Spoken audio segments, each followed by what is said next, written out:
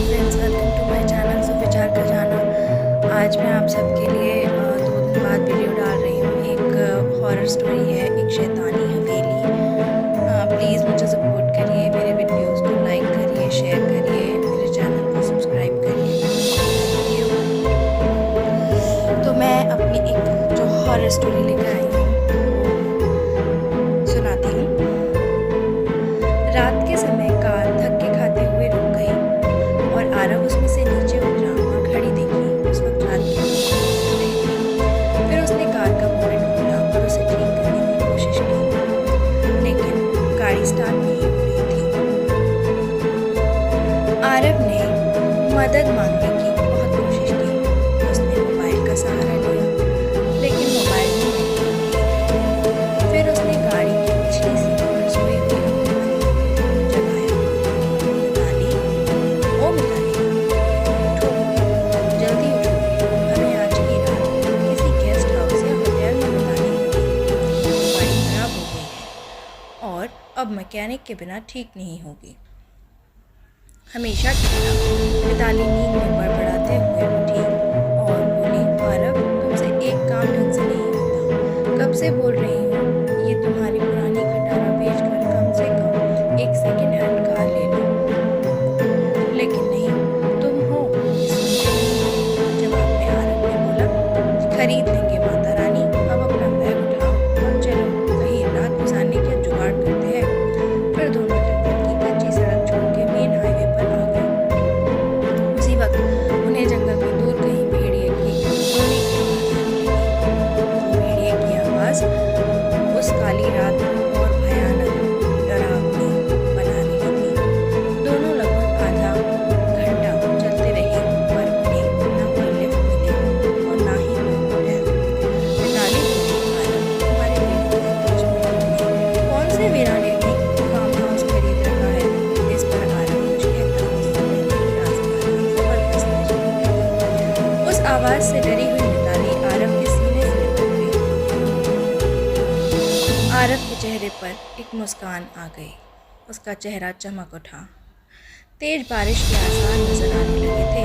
तभी चलते चलते बिजली की चमचमाती तेज रोशनी में उन्हें एक पुरानी सी हवेली दिखाई दी। वे दोनों तेजी से दौड़ते दौड़ते उस हवेली के नजदीक पहुंचे। हवेली गेट पर उन्हें कोई वॉचमैन नजर नहीं आया, इसलिए वह दोनों गेट खोलकर हवेली के मुख्य दरवाजे के पास पहुंचे। दरवाजे पर डोरबेल के नाम पर एक पुरानी रस्सी किसी सांप की तरह लटक रही थी। उस रस्सी को आरव ने 2-3 बार खींचा, लेकिन अंदर से किसी भी घंटे की आवाज नहीं आई। फिर मिताली ने दरवाजे पर खटखटाने के लिए अपना हाथ आगे बढ़ा रही थी।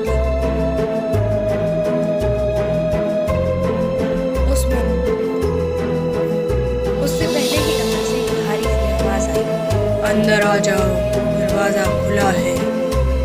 उन्हें दोनों को यह बात अजीब लगी, क्योंकि अंदर से किसी भी घंटे की आवाज नहीं आई थी और ना ही उन दोनों ने कोई आवाज की थी।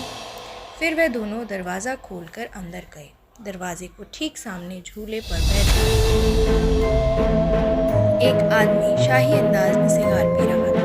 उन्हें देखते ही आरव बोला, हम यहाँ से कुछ ही किलोमीटर दूर हमारे दोस्त का फार्म हाउस देखने जा रहे थे, पर बीच रास्ते में हमारी कार खराब हो गई और मदद बुलाने के लिए मोबाइल में नेटवर्क भी नहीं है। क्या हम आपके फोन से एक कॉल कर सकते हैं? झूले पर बैठे उस आदमी के चेहरे पर कोई भाव नहीं था। उसने कहा, जरूर कीजिए, टेलीफोन ऊपर के आखिरी कमरे में है। आरव ने उन्हें पहले परिचय देना उचित समझा। उसने कहा, मेरा नाम आरव है और ये है मेरी पत्नी मिताली। जवाब में वह आदमी बोला, मेरा नाम दादा ठाकुर है, मैं इस हवेली का मालिक हूँ। आरव और मिताली हवेली की शान देखते ही रह गए थे कि उनकी नजर दादा ठाकुर के पीछे वाली दीवार की सबसे बड़ी फोटो फ्रेम पर पड़ी, जो खाली थी और पूरे घर में तस्वीरें ही तस्वीरें थी। उन सब में एक बात समान थी कि किसी भी तस्वीर में कोई भी हंस नहीं रहा था। सभी तस्वीरें बिल्कुल भी भावनाहीन थीं। फिर आरव और मिताली दोनों ऊपर की मंजिल पर गए और आखिरी कमरे में जाकर लैंडलाइन से अपने दोस्त मिंटू को कॉल करने लगे। बहुत बार कोशिश करने पर भी फ़ोन नहीं लग रहा था। तभी मिताली की नज़र उस दीवार पर पड़ी वहाँ एक फोटो फ्रेम लगी पर पड़ी थी। उसमें भी कोई तस्वीर नहीं थी, सिर्फ एक खाली फ्रेम था। उन्हें ये बात थोड़ी अजीब लगी। फिर दोनों नीचे गए और दादा ठाकुर से बोले, आपके लैंडलाइन से फ़ोन नहीं लग रहा है। दादा ठाकुर बोले कि यहाँ की फ़ोन लाइन में हमेशा गड़बड़ी रहती है, दोबारा से प्रयास करें या फिर चाहें तो आज की रात आप दोनों यहीं रुक जाइए। मिताली और आरव कमरे में जाकर फिर कॉल लगाने की कोशिश करी, पर सब बेकार। आखिर में दोनों ने रात को वहीं रुकने का निर्णय लिया। बेड पर लेटते ही दोनों की आंख लग गई। रात के ठीक 1 बजे आरव की नींद अचानक से खुल गई और वह एक बार फिर से अपने दोस्त को फ़ोन लगाने लगा, लेकिन उस वक्त फ़ोन पूरी तरह डेड था।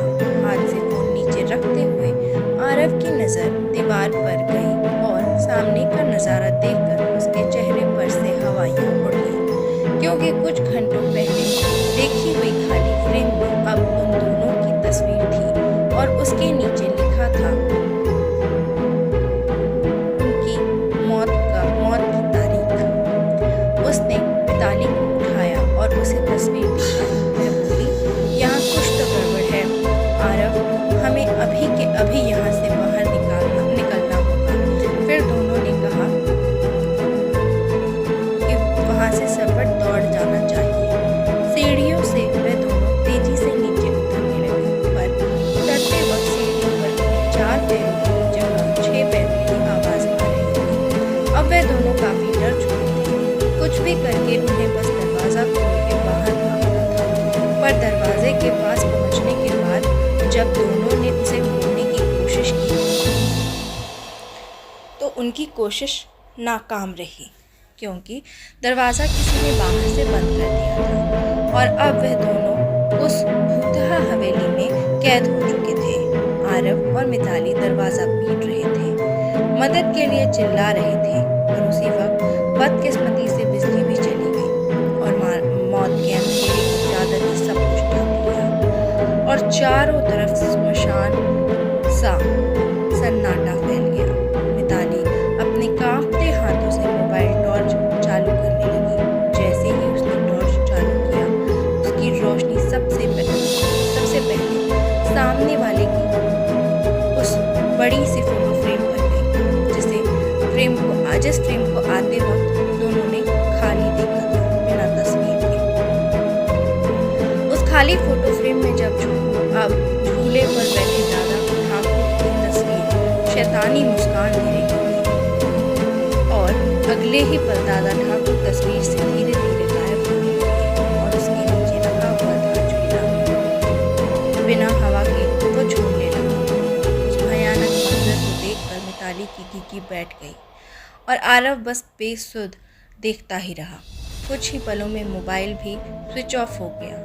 अब तक उजाले में मिताली और आरव को वहाँ पर एक दूसरे के सांसों की आवाज़ सुनाई दे रही थी, पर अब अंधेरे में उन्हें और कई सारे लोगों के सांसों की आवाज़ भी सुनाई देने लगी। एक एक कर के सभी आवाज़ें नज़दीक आ रही थी और कुछ ही पलों में दर्द भरी चीख के साथ उन दोनों की तस्वीर भी बाकी तस्वीरों के साथ हवेली की दीवार पर टंग गई और दादा ठाकुर झूले पर बैठ के सिगार पीते हुए किसी और मेहमान का इंतज़ार करने लगे। गाइस, तो कैसी लगी आपको ये डरावनी कहानी? क्या करना चाहिए था मिताली और आरव को, प्लीज़ कमेंट में बताइए। Thanks for watching.